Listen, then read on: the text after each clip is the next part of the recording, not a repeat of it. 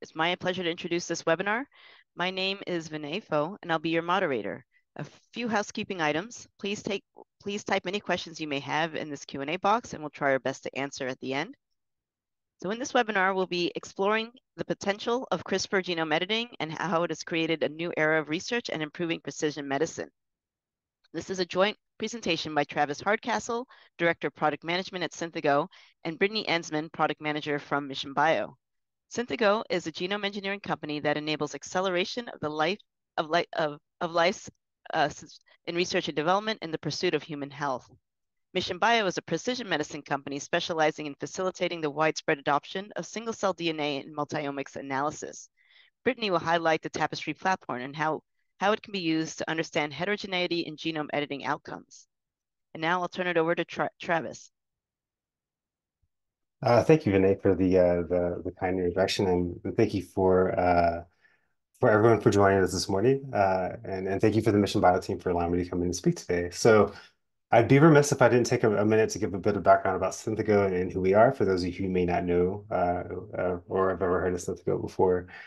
Synthego was founded in 2012, really based on the concept of democratizing gene editing, right? We wanted to create gene editing reagents to enable researchers to perform any edits at scale and at a cost-effective price. A few of the things that we're proud of and that we're happy of are some of the things that are highlighted on the slide there, which is if you look at the number of gene edits and CRISPR gene edited projects that we've been responsible for, it's well over 250,000 at this point. This is something that is really harnesses the throughput and the capabilities and the capacity that we're able to do. Specifically, if you look at some of our editing efficiencies for the pools that we're able to generate with our reagents and internally, we see well over an 80% editing efficiency. This is something that is really driven home by our recent express knockout cell pools, in which that is our guarantee that we can provide a pool with at least 80% editing efficiency. If you look at our depth and our depth of how we're spread within the research community, I think this was updated this month, we've been a part of or been cited in well over 1,400 publications at this point. We're really excited about this. It really goes to show the capabilities of our reagents and how they're being used in the research community and how they're just grown exponentially over the last few years with some of the reagents that we've been able to provide. And we're really happy to say that we've been shipping around the world to researchers to provide these reagents in well over 45 countries at this point. We work with many of the top companies out there, many of our well over 50 collaborators at this point. Many of the top researchers out there, such as CRISPR Therapeutics, In Citro, MD Anderson, Genentech, a lot of the huge pharma companies such as AstraZeneca and GSK. And so something we're really proud of, to be able to collaborate with many of these key researchers out in the world. Next slide, please. So I'd be remiss if I didn't take a minute to level set. I'm sure I'm speaking to the choir, as they say on this, and that many of the people joining the call today are very familiar with the CRISPR basics, but just so we're all on the same page, I'll just give a brief overview of the CRISPR gene editing evolution. So gene editing as a principle has been around for several well over 40 years at this point. I think this can be seen well into the early 80s, whenever you had the first mouse engineering projects that took place to really understand and recapitulate disease in mouse models. It then took about 20 years, and it came along technology which I'm very familiar with from my time at Dharmacon and GE Healthcare, which is RNAi. This is really looked at not gene editing, but looking at knocking down genes and the perturbations that are associated with that and how it affects phenotypic readout based off knocking the gene down.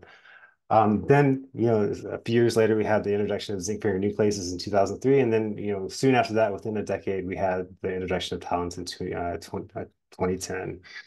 Then in 2012 came along, the technology that we were very excited about at Synthego, and I think a lot of researchers are excited about, which is the CRISPR-Cas9 technology, which was introduced in 2012, out of the Dowden lab at UCSF.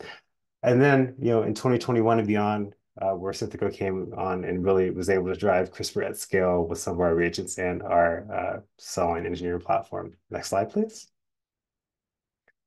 So How does CRISPR work? I'm sure we all know it. It's really driven by a two-component system. You have the Cas9 nuclease as well as the guide RNA. Uh, uh, Depicted on the screen here is a single guide RNA, which is the common in the field. There are some companies out there that split the tracer part of the guide RNA into another component and have a two-component guide RNA platform. But more traditionally, and what we use at Synthego is a single guide format. So how does it work? Obviously, we all know that it's delivered into the cell uh, via transfection, via either a lipid nanoparticle or some sort of electroporation. And when it resides in the cell, it is guided to a specific spot in the genome by the guide RNA, where the Cas9 nuclease will then perform a cutting event and create a double-stranded break. From there, we rely on natural sort of biological repair pathways. Sometimes these pathways have errors, as we're all very aware of, and at least this non-homologous end-joining, or an HEJ, in which you can have an insert or deletion, which is depicted by the red and the insert on the screen there, or shortening of the green section for the deletion. Uh, you can go to the next slide. Oftentimes, how does this work? How does CRISPR create this knockout? Quite simply, we know how the central dogma from biology, right? This DNA is transcribed into RNA. This RNA is translated into proteins, and then, based off post-translational modification, the protein is folded into its correct conformation, and then you can use an assay to detect the function of that protein, for detecting how effective it is. Next slide. However, whenever CRISPR is added to the cell and you create this indel into the DNA, particularly if it's in a pattern of a non-divisible Y3, you can create either a frame shift or an early stop codon. And when that happens, the DNA gets transcribed into mRNA. The mRNA gets translated into the protein, and then with the post-translational modification, you have some sort of non folding event or an early stop or truncated protein, which whenever you look at a functional assay there, uh, it will have a non-functional sort of readout there based off the protein being defected. Next slide. So I should also point out, as everybody's aware of, that that's the knockout, that's a form of a knockout, but you can have a knocking event with CRISPR, and that can be seen by adding another component to the transfection, which is a guide template, a repair template, in the form, usually in the form of a single-stranded DNA is what we commonly use at Synthego. So at the same time, you introduce the Cas9 and the single guide RNA via transfection. You can introduce this guide RNA. This repair template has homology arms that are associated with the surrounding regions, that are associated with the surrounding regions to the edit. When it binds to that and the repair template happens via homology directed repair, you get a specific knock-in switch sequence, which is depicted by the purple segment there on the screen, creating a single nucleotide variant or any sort of insert or tag that you want to insert there, whether it be GFP or any other sort of insert. Next slide, please. So really, that's really where we get this programmable genome rewriting that you see with CRISPR-Cas9. This is something that I like to equate to that we've probably all heard, which is that search, find, and repeat function that you see on a lot of Word documentation or Word programs out there. And really, the applications we can see from this, which we're all very aware of, are things like pathway analysis, screening ID, and target ID, or target validation when you have knockouts and you're looking at this in arrayed format, or any sort of disease modeling whenever you want to go down the knock-in path as we highlighted there. And then if you want to create specific disease models based off specific SNPs or SNVs associated with disease. So next slide. So how does this fit within Synthego and what we do? It really, for me, it was something that I was really proud of. Next slide. Sorry, I digress back a bit, but how does this fit within Synthego? Well, in 2016, Synthego was one of the first companies to mass produce the first 100 nucleotide synthetic modified single guide RNA. And really, with the introduction of this in 2016, we were really able to generate reagents at scale, these CRISPR reagents at scale. So researchers could really do high throughput assays with targeting any gene within the genome and really do this at scale. In 2018, we're really proud to develop our multi-guide strategy for creating gene knockouts. So a bit of a background of that is, Synthego really developed this process of delivering multiple guides at the same time to create a fragment deletion within an early exon, coding exon of the protein or the DNA, to create a highly functional knockout. And we developed that and released that in 2018. And this really allowed us to optimize CRISPR at scale. Then in late 2018 and early 2019, a portfolio that I'm really happy to talk about, which is our engineering cells portfolio, right? This was the world's first really high throughput, fully automated CRISPR cell line engineering platform, which allowed us to generate high throughput edits in any cell line at any point in any gene and really drive home the cell model at scale for researchers who want to study any particular gene. And then in 2020 and really through now and through the future, we really dived into the future of the portfolio by diving into the clinical GMP single guide facility. This is really driven home by the recent launch of our F2 facility, our GMP facility, in which we can create we can create GMP guides at scale for researchers who want to move closer to the clinic and provide guide RNA for that. Next slide. So what does this all mean? Well, this is for Synthego, this is the release of the Eclipse platform. Really, as I said, this was industrialized CRISPR. This is really where we delivered the gold standard for delivering cell-based models. Really where we wanted to provide researchers access to any gene within any cell line to leave no variant gene or mutation unstudied ever again. Hop to the next slide.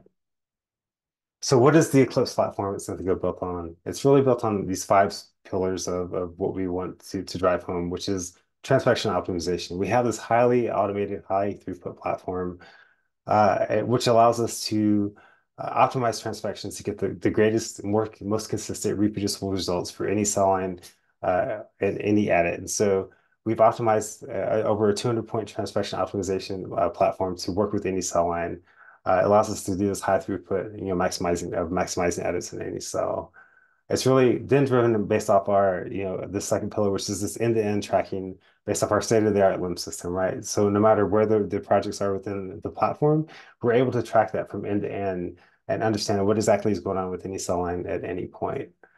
Then, as will probably be talked about later by Mission Bio, sometimes CRISPR is unpredictable, but we're really trying to make it more predictable with a lot of our guide designs, right? We have a comprehensive data set of, based off the 250 plus thousand transfections that we've seen in-house, we really are able to take these optimized conditions and these trends, based off the guides that we see, and really make a predictable CRISPR design based off, this feedback loop of understanding what works and what doesn't work. Clones of integrity is another pillar which the Eclipse platform is built on, right? We have this automated single cell isolation workflow that has been optimized to maintain both the cell health and integrity of those clones as they're grown out from that pool stage. And it's really this modular design. There's really 7 different modules within our manufacturing platform that allows us to stay at the forefront of seamless sort of capabilities and upgrades at any point within any of those modules as the technology is readily evolving. Next slide, please. So a bit of background, a bit of a peek behind the curtain. This is a bit of a view into our engineered cells facility based in Redwood City, California. The image on the right there is one that I like to creatively call our cell nursery. That is where, after the pool of gene edited cells has been transfected, where it goes to single cell dispense. So it goes into a single cell state and a single cell into a 384 well plate. And then from there, it is allowed to grow out and imaged every 3 days or so in an automated way and really being able to maintain the health and integrity of that cell. The next slide. Again, this is just a bit of a deeper dive into that curtain of inside that sort of module that we have there, in which you can see the images that are taken every 3 days or so from a single cell as it grows out, and then images on the right there of maintaining the different wells within that plate and looking at how confluent they get over time. As I said, images are taken every 3 days while they're on platform, and then we have automated LIMS systems that notify scientists when to verify that it is time to pick those wells and grow them out and do some QC on those as well. Next slide. So what does this allow? It allows us to overcome the challenges of experimental reproducibility, right? We know CRISPR editing success varies widely, as can be talked about later, and I think in the presentation by Mission Bio. And it varies among scientists, right? And analyzing the efficiency you want to make sure you have good efficiency prior to functional assays. All these factors contribute to reproducibility issues, over time, from one experiment to the next, and that is the challenge. But so what is our solution, right? We haven't optimized all aspects of this process as we've seen from our automated platform, and to create reproducible edits. Regardless of what we make the same edit today or next month or next year, we're going to get those same reproducible results consistently over time. You see on the graph there is on the right is just taking a look at one edit that was performed 1 week, and then 3 weeks later, looking at how that edit has if it's the same edit that's been maintained over time. And as you can see, based off our analysis of the indel from week 1 to week 3, we are maintaining that same reproducible result. Next slide. Additionally, we wanted to take a technical look at this and say, can we do the same edit across the 384 well plate and get consistent results across that? And as you can see, based on the graph there, we're getting highly efficient editing efficiencies across time in a 384 well plate. And if you look at the results from one week all the way down to week 4, you see that we maintain that editing efficiency in these cells, looking at particularly at this edit, the MAS3 edit and HEC293 T cells from week 1 and to week 4, which shows the reproducibility of not only over time, but in a technical format of being able to do this multiple times in the same particular edit across time. Next slide, please. As we talked about earlier, we want to become predictable with our CRISPR outcomes, right? We know that editing with the same guide in the same context, we can produce the same indel patterns at the same rates across multiple different cell lines, and that's what we're depicting here as with this diagram. The editing efficiencies are the same, whether they're poor or high, for the same guides across multiple cell lines, across multiple transfection events. This tightness of this this control enables the predictability of our biology, so we know what edits work. We know that once we find an edit that works, we can reproduce that edit multiple times across multiple cell lines over time, and it minimizes any sort of technical variability that we will be able to get with our platform. We do, how does this affect our platform? We know that, enabling high editing efficiency and the high editing efficiencies is associated with high protein knockout, right? As you can see with the knockout cell pool here, we've seen well over 95% knockout in the pool of edited cells compared to a wild type. And so we know that whenever we're able to find a guide that works really well within our platform, we can create consistent, highly functional, highly knocked out gene edited pools that correlates to functional readouts as well as not only genotypic readouts there. Next slide, please.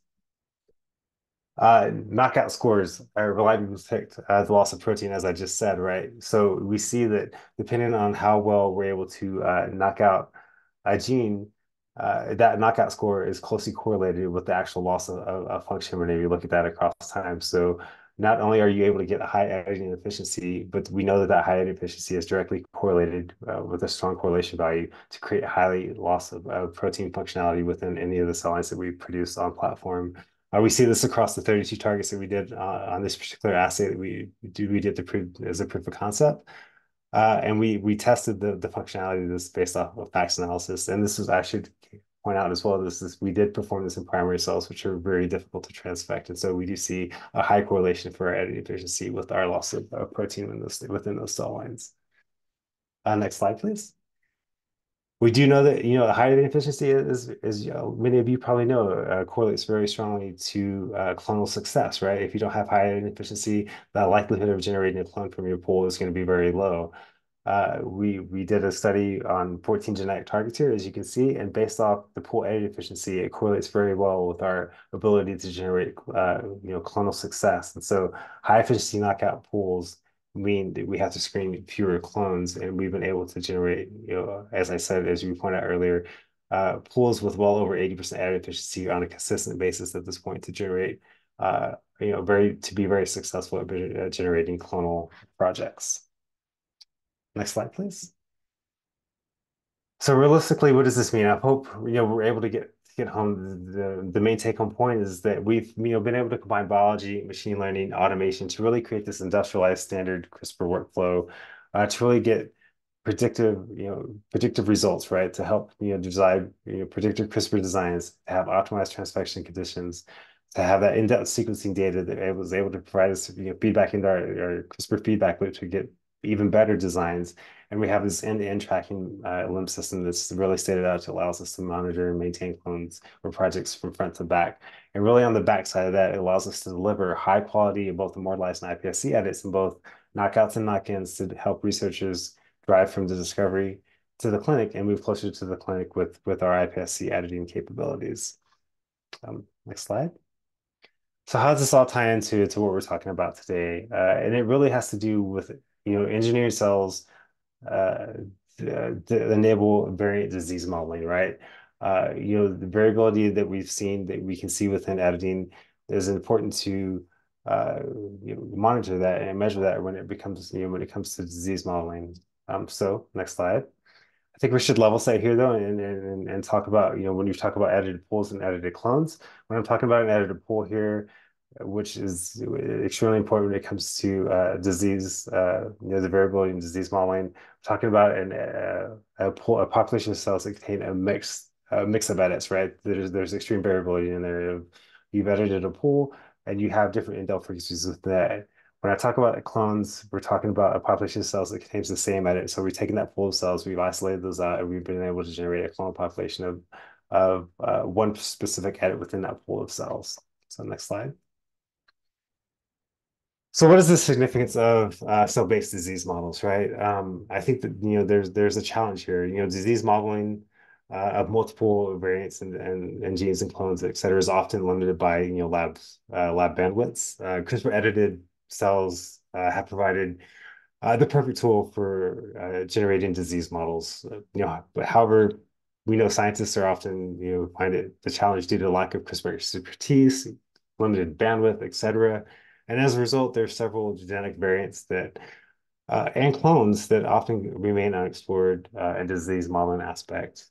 Um, the significant cost of clinical drug development is stems from the failures of phase 2 and phase 3 clinical trials. These failures are often arise from incomplete understanding of disease complexities uh, in existing patient populations. Understanding the impact of the genetic variants in preclinical stages will ensure to help better inform and accelerate the drug development pipeline. Next slide, please. So what is that challenge? Disease modeling is often complex. And as I said, limited, by technical inconsistencies and bandwidth, the often variants can be commonly modeled in low to medium high throughput lab settings, right? There are limitations that make it challenging to model the heterogeneity in these clinical phenotypes, and the underlying genotypes in these genetic diseases are often misunderstood. Next slide. So what we wanted to show here is do a bit of a proof of concept by looking at a particular disease variant, right? So for a bit of a background, G6PD deficiency is an inherited condition that involves an enzymatic disorder of red blood cells. It's a rare genetic disease, and it's almost exclusively affects males. But a bit more detail on that, and a bit more details on the pentose phosphate, pathway and G6PD. The G6PD gene encodes for an ubiquitously expressed enzyme, and it's involved in carbohydrate metabolism, specifically the pentose phosphate pathway. A cascade of these biological chemical reactions that generates ribose 5-phosphate from glucose is depicted on the image on the right there. A bit, more detail, ribose 5-phosphate is the key component for nucleotides that function as, obviously the building blocks for DNA and RNA. And G6PD plays a key role in the rate limiting step for the pentose phosphate pathway. The G6PD enzyme, helps maintain these red blood cells, as depicted on the graphic on the right there, and it prevents them from premature breakdown. The mutation in the gene can lead to enzymatic deficiencies within individuals, and eventually lead to hemolytic anemia. The severity in the clinical symptoms oftentimes varies between different genotypes, meaning the individuals with a certain variant present more severe symptoms than others with it. Next slide, please. So why did we want to study these genetic variants, right? Most people carry this G6PD mutation, may never experience any symptoms. However, some individuals show mild or even severe symptoms in the presence of a stressor, such as some of the foods that they consume. Some are affected individuals that may show spontaneous or chronic hemolytic anemia, and in rare cases, the condition may lead to fatal symptoms. So, what is the significance of studying these multiple variants that are associated with this disease? Well, these different, there are differences across the categories that are strongly suggest that the different variants need to be modeled and studied for their distinctive phenotypes and to obtain, a more complete clinical picture. The ability to explore these multiple variants can closely mimic the most severe disease phenotypes, and is crucial for any sort of downstream analysis or for looking at therapeutic targeting. Next slide, please. So, cell models for G6PD enzyme deficiency, were something that we wanted to test out. So scientists at Synthego were able to adopt, the following approach that we've depicted there for generating these cell models to explore the disease biology. We wanted to identify what variants we could study to help look at this disease, what knocking strategy to introduce these SMVs to the cells to generate these cell models, and then come up with, and identify an enzymatic assay that, based on functional analysis of these cell models that we generated. So the next slide. So what we have here in the table is just a subset of many variants that we could have studied, but it's a subset of 6 that we decided to shortlist and generate in-house. And this, these lists were generated based off, looking at the ClinVar database, and it helps us to identify these variants. And we chose variants that are associated with exon 6, as they, presented a good mix of variants that represented different degrees of severity, and also a variant of unknown significance that was previously identified. Next slide, please. So how do we, what assay did we use to uh, depict how well these cell models were generated? And so a bit of a breakdown on that, as we chose the G6PD enzyme assay. Basically, it's an endpoint assay for comparing the allelic variants of the G6PD, and it was adapted for our platform so that we could scale it with with compatibility of our platform. Briefly, the cells were lysed to release this G6PD enzyme. Once they were combined with the assay buffer, the G6PD enzyme from the cells reduced the NAD plus to NADPH. Then the diaphorase enzyme was then oxidized NADPH back into NAD plus, and it simultaneously converted resosaurin into resosurfin with quantifiable fluorescence readout that you can see depicted on the diagram on the left there. Thus, the assay couples that G6PD enzyme reaction with the diaphorase meta conversion of the fluorescent substrate resosaurin, yielding a fluorescent based readout that we could depict based on the diagram there on the right.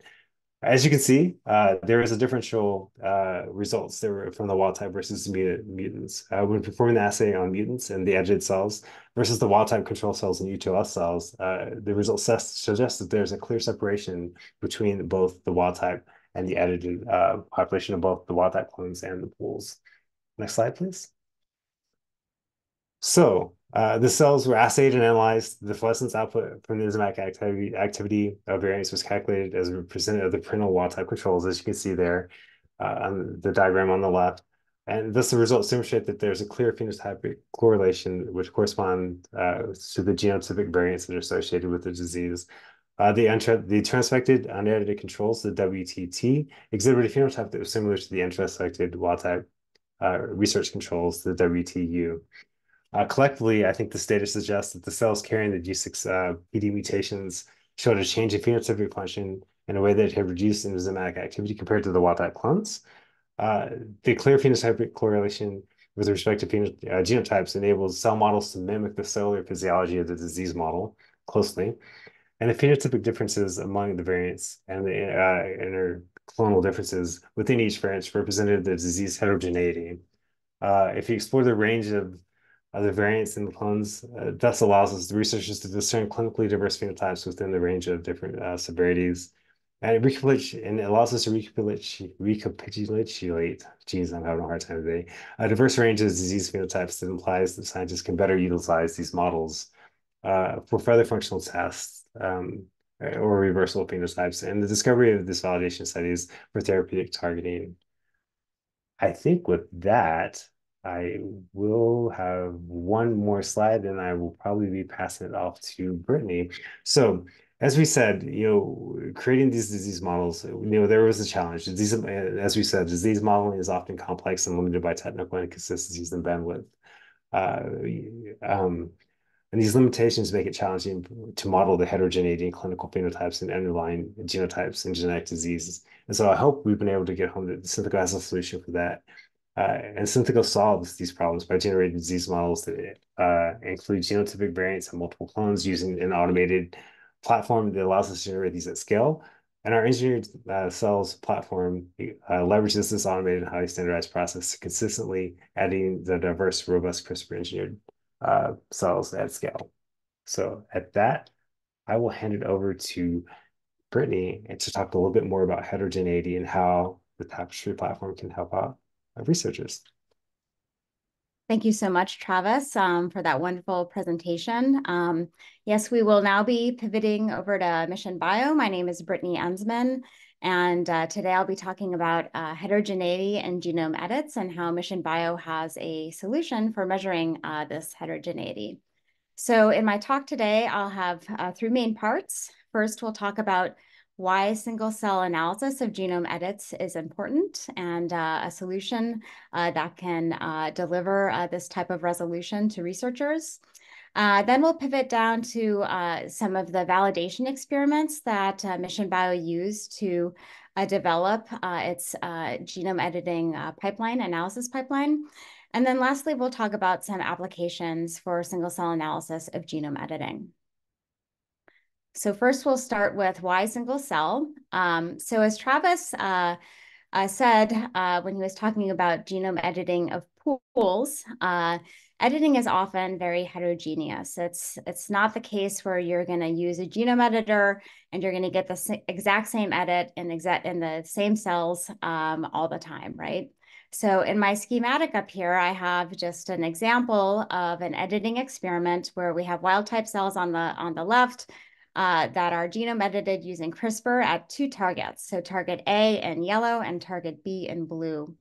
And as a result of editing, we get a mix of cells, some of which are edited. And the editing is actually shown here as a gradation of the blue and yellow colors to just represent that there's variability in that editing.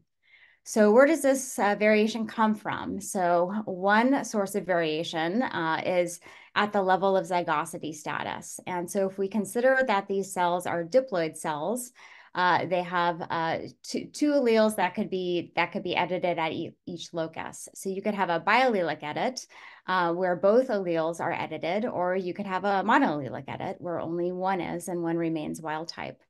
If we dig into this further, there's even more variation that can come up, right? So if we consider our biallelic edit, we have a homozygous edit that could be an option. So in this case, an insertion of two gene nucleotides in both alleles that are the same. You can have a compound heterozygote where both alleles are still edited, but there's different indels or edits at each of those alleles. Or you can have a heterozygous edit where, again, there's one that's allele that's wild type, and then you have one edited allele.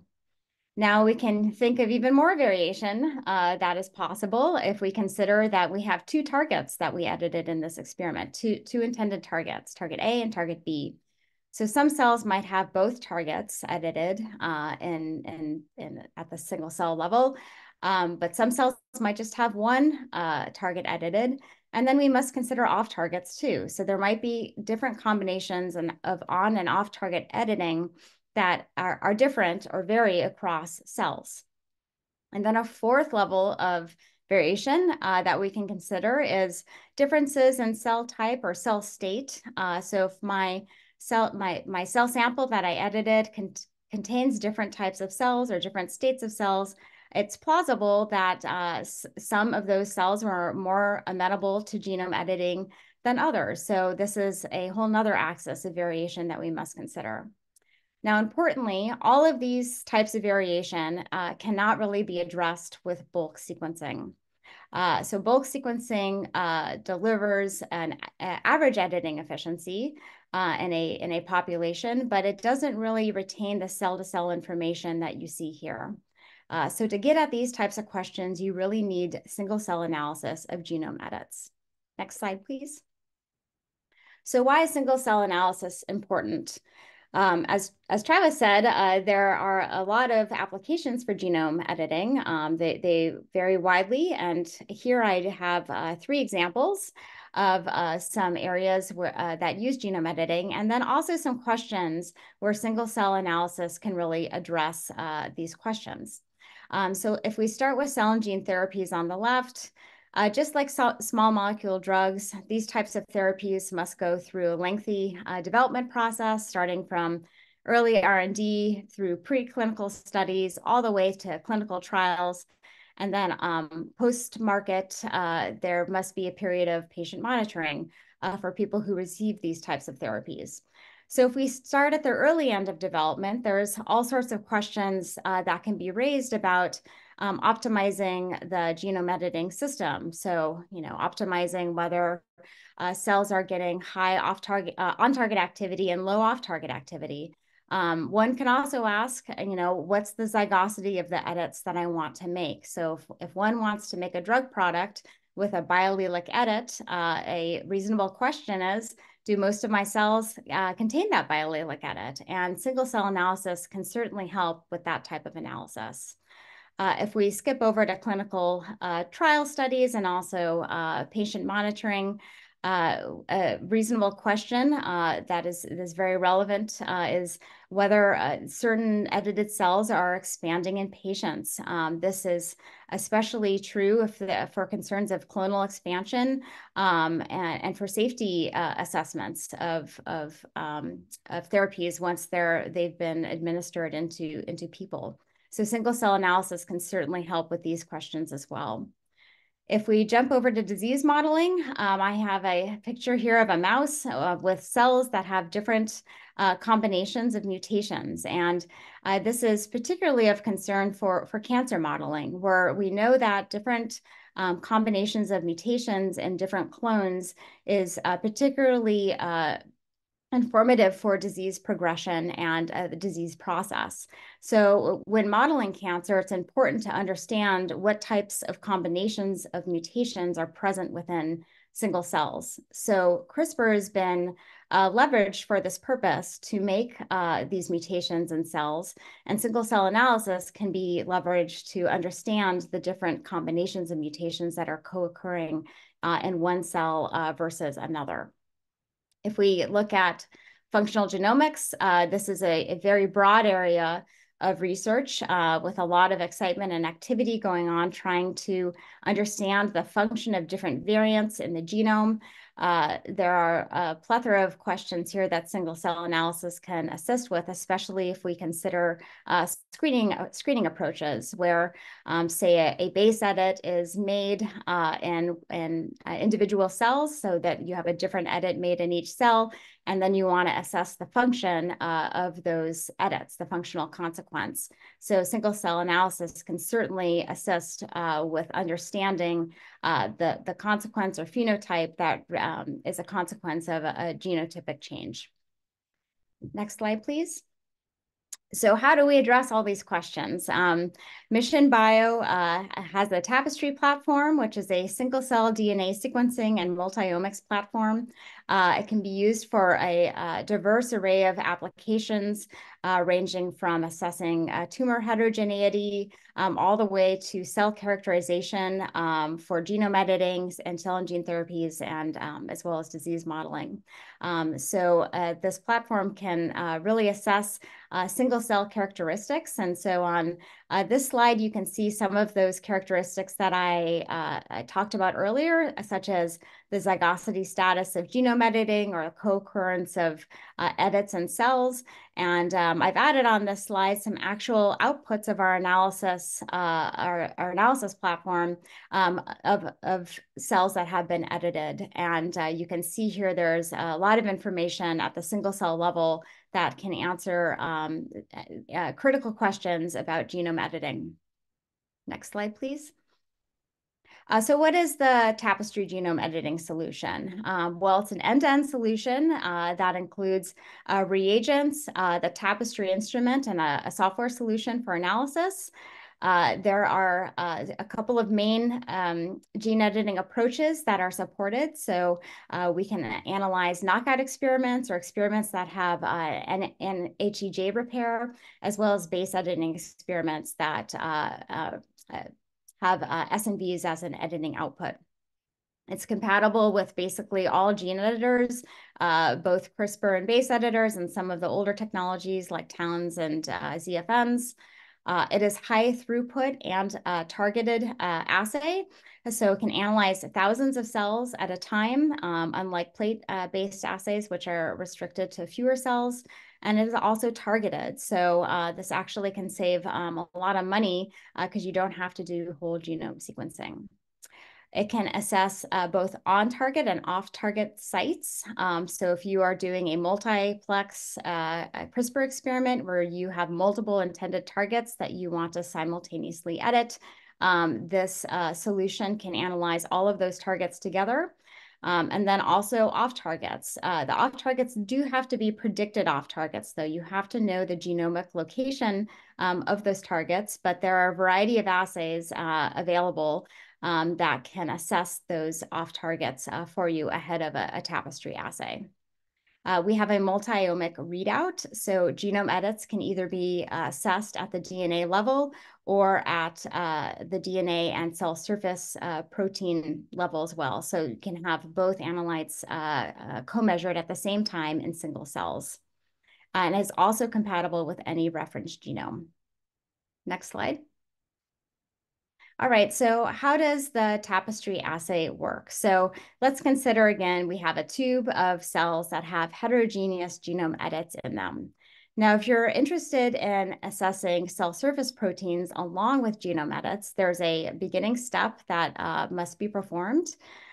So basically, your cell sample will have to be stained with a panel of AOCs or antibody oligoconjugates. So AOCs are basically an antibody that is attached to a short oligo tag. The antibodies are specific to the cell surface markers that you want to measure. And that oligo tag is just basically an identifier for those antibodies that are then read out through NGS downstream in the assay. So after staining your sample with your panel of AOCs, the sample is then deposited into a Tapestry cartridge where single cells are encapsulated in oil droplets. A protease then digests the chromatin to release the DNA, and that cell lysate is encapsulated in a second droplet, along with PCR primers for your genomic targets and a cell-specific barcode. And then through multiplex PCR, your targets are amplified, and then those amplicons are sequenced through NGS. The NGS files are then inputted into our software program, where you'll receive an automated report with your single-cell genomic editing outcomes. Next slide. Here is a screenshot of one of those example reports that you'll receive at the end of your analysis. There's basically two components. There is a summary tab that will give you all sorts of metrics about how the Tapestry run went, so you can make sure that everything was well with the Tapestry run. And then in our advanced tab is all of the genome editing outcomes with single cell information. So we have a variety of plots and tables that to report on and off target editing, co-occurrence, zygosity of edits, and a variety of information. You'll also receive intermediate files in case there's any bioinformaticians out there that actually want to delve into the data more. That's possible, but this report does not require any additional bioinformatics whatsoever. As I said before, there are two flavors to this analysis. You can either do a knockout analysis, so there's a knockout report, and there's a base editing report that mostly reports S&D information. You can assess multiple targets simultaneously, and we also have a feature where you can actually assess multiple samples side by side. And this is particularly useful, say, if there's a negative control and several conditions that you want to compare to one another. All right, next slide, please. All right, now that we've talked about single cell analysis and the Tapestry platform, let's talk a little bit about some of the validation assays that were used to develop our genome editing pipeline. Next slide. So in order to develop our analysis pipeline, we really needed known truths. So we actually turned to Synthego, our friends over at Synthego, and purchased some genome edited pools and clones in order to validate our algorithm. So on the top side of the slide, you see the pools that we ordered. We actually used Jurkat cells as our cell line to do our studies, and we selected 2 targets, and our targets are actually relevant to CAR T therapy development, just because we wanted to pick something that was relevant to a therapeutic. So we picked PDCD1, which codes for the PD-1 protein, and then TRAC. And both of these targets are often knockout targets for CAR T.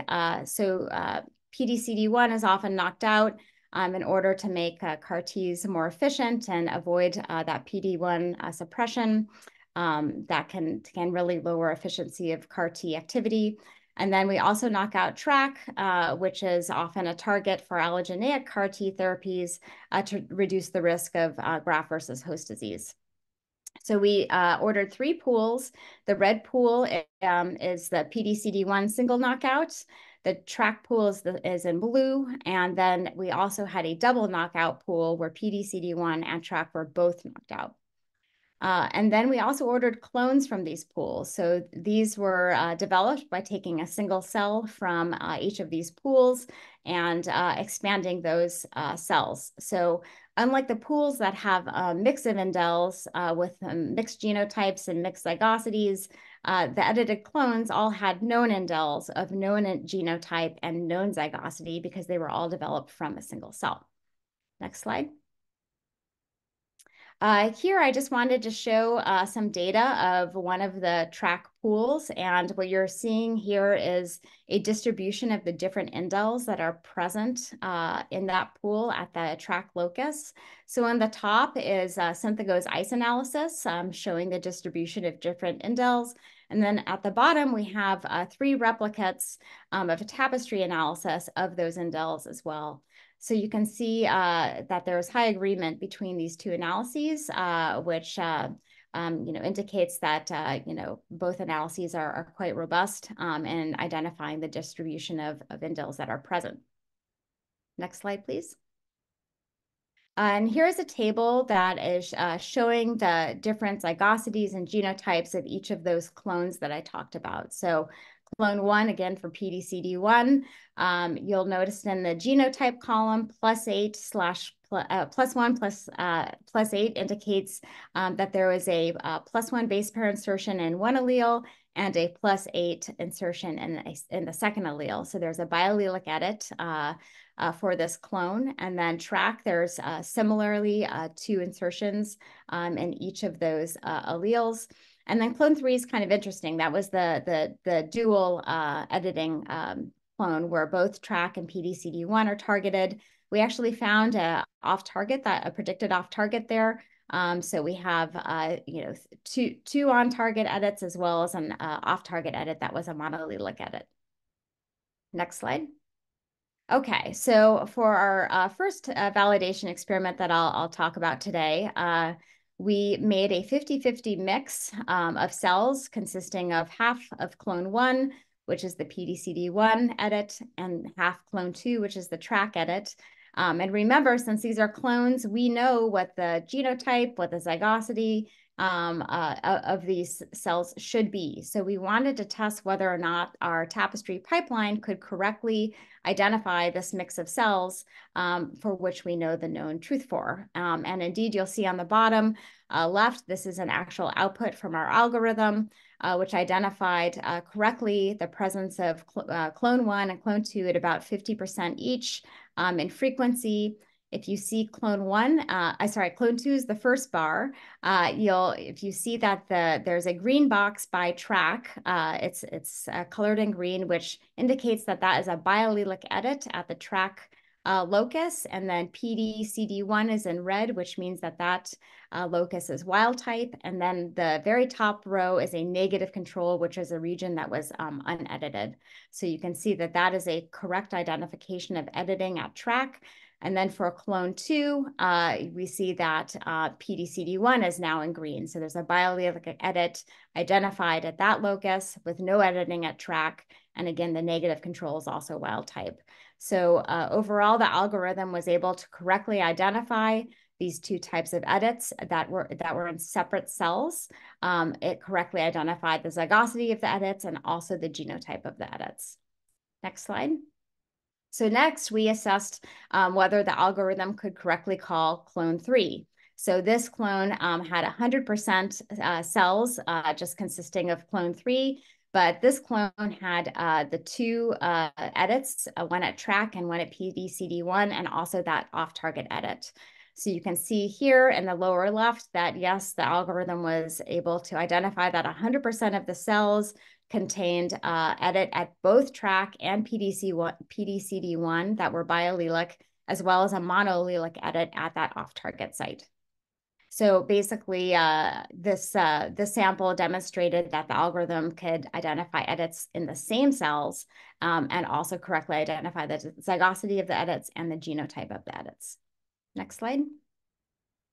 So we were able to test our algorithm with a number of samples like this for both indels, and also we had control samples from NIST with known SNVs.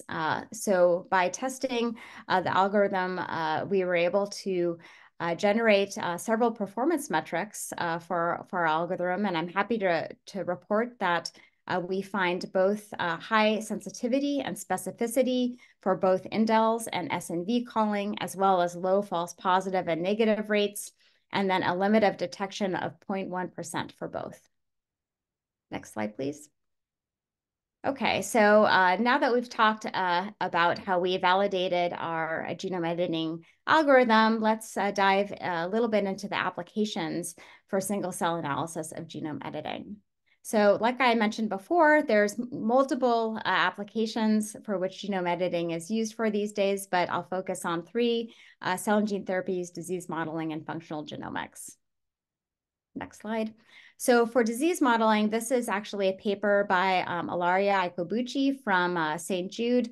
Her goal was to model acute erythroid leukemia in mice.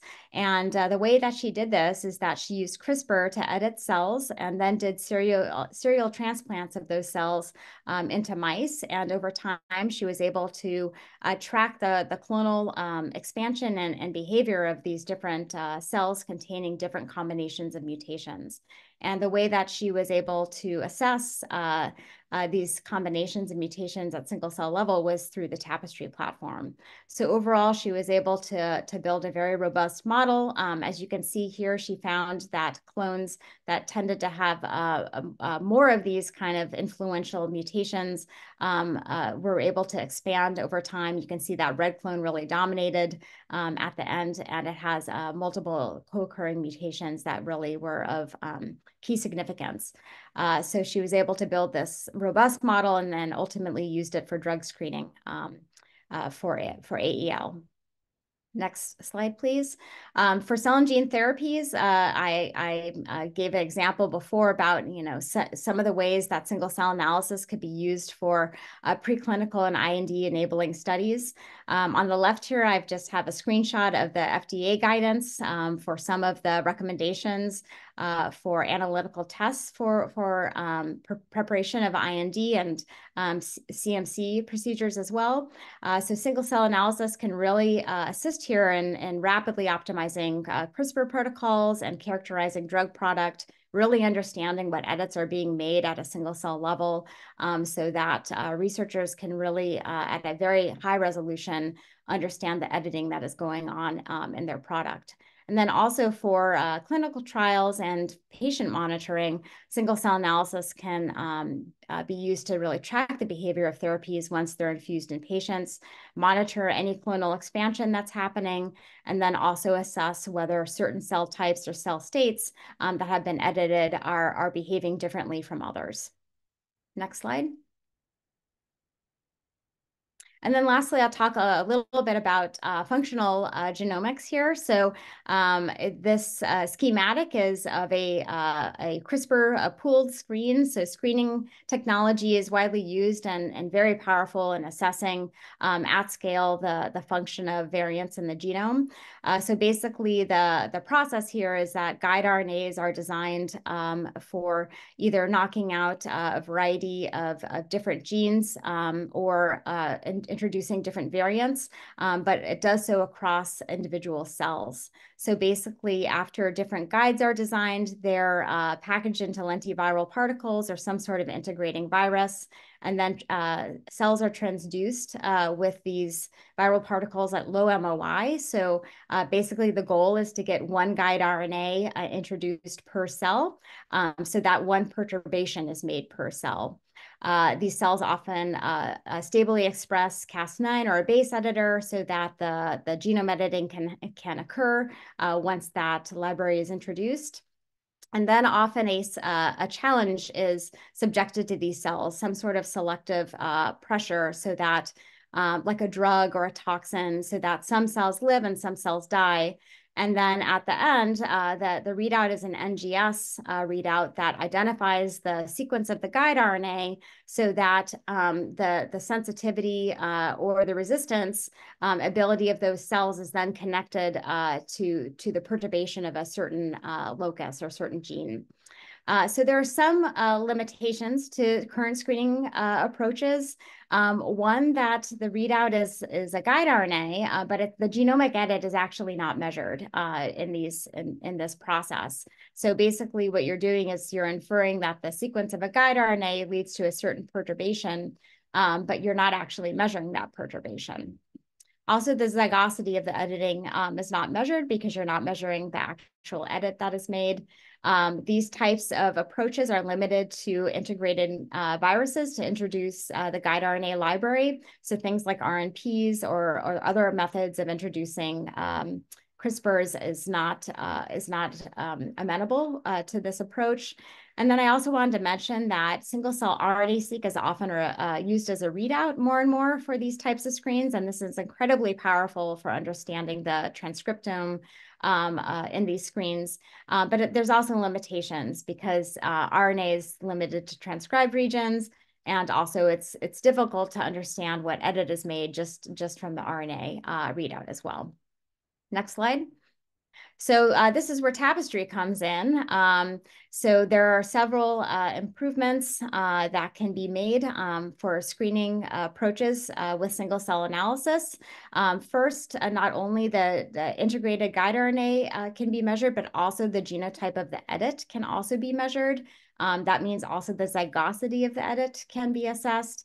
And then if one wants to, immunophenotype can also be added in there, all in the same assay.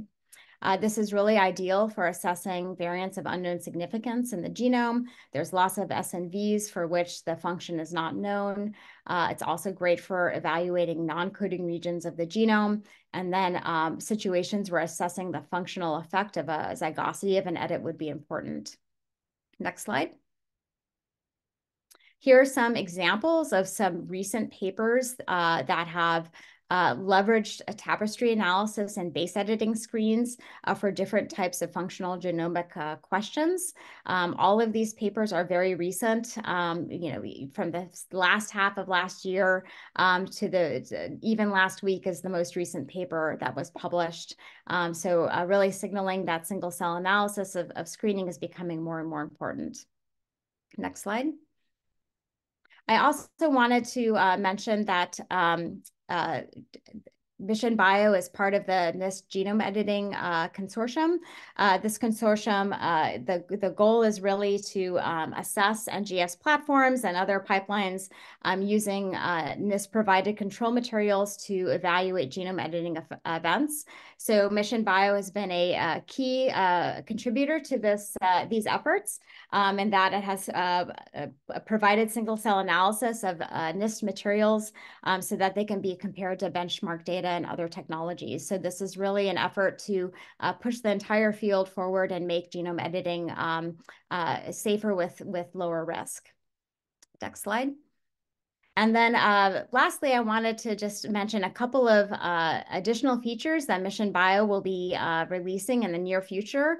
One is sample multiplexing. Basically, we're collapsing down 3 samples into one so that more samples can be assessed on a tapestry run. This will save you time and also money. And also, we're going to be adding capabilities of assessing translocations and genomic integrity along with assessment of genome editing. So as you may know, translocations and chromosome aberrations are a big concern with CRISPR as these events can happen and can be a big safety concern, especially in the therapeutic space. So all of these elements can be assessed together in one assay, and we're very excited about these innovations coming soon. Next slide. And then I'll leave you just with a list of some of the resources that we have at the Mission Bio site. Please visit the URL at the bottom of the screen there, and you can see white papers, posters, application notes, and even some examples of the interactive genome editing reports that the Tapestry solution provides to its customers. So please check those materials out and feel free to reach out to us with any questions that you may have on the solution. All right, with that, I will pass back to Vinay for any questions. Great, thank you, Britt, and thank you, Travis. So we have a few questions in the chat, and I know we're at the top of at 9:30, and so I think we'll try to answer one question. So Britt, I believe this is for you. What types of samples can the Tapestry platform handle? Tapestry is compatible with a wide variety of samples and tissue types. The one requirement we have is that the cells must be in single cell suspension in order to be deposited into the Tapestry cartridge. But if you have a sample type that's like a solid tissue, we also have a single nuclei protocol for which nuclei can be analyzed. The one caveat with that procedure, though, is that cell surface proteins can't be co-measured along with a genomic edit. But we are able to handle lots of types of cells. Great, thank you. So unfortunately, this is all the time we have. If we didn't address your question, we'll follow up with you individually. Please feel free to reach out to us via the URLs below. And thank you all for your time.